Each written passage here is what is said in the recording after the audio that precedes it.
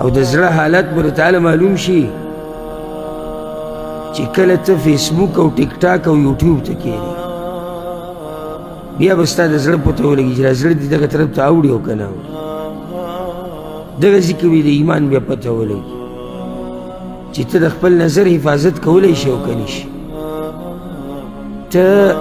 د ټنګ ټکور نه غوږ بندولی شي او که نه شي ته حرام ته د کتو نه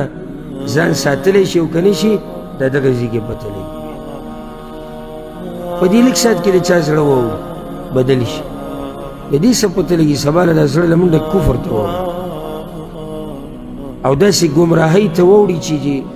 د قرآن او د حدیث نه دې لرې ویسي اوس په شړه ځمکه کې یو بڼه پرته ده او په هغې باندې سیلۍ راچلیږي د یو طرف او د بل طرف او د دې سره به څه حال وکړي یو ځای ته به وړي بل ځای ته به وړي دغه شان دا زړه دی او دا سیلۍ دا د فتنې دي که ځان دې په دین باندې مضبوط نه کړو که نه او تابعداري د الله او د الله د پیغمبر دې ونه کړه دا زړه به دله دا فتنې دقه شان وړي راوړي یو ځای ته او بل ځای ته یو ځای ته او بل ځای ته او نن سبا خو ډېرې فتنې راوتې دي زه کمه کمه تاسو ته بیان کړم فتنه د مال فتنه د ښځو فتنه د بچو فتنه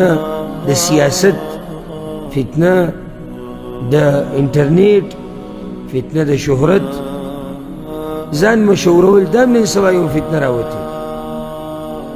او څه عجیبه دور دی چې څومره بې باکه او بې شرمي کې دومره به مشهوري څومره چې فحاشي خورې مشهورېږي او څومره چې قام قبیله شرمې پښتانه شرمې دومره به مشهورېږي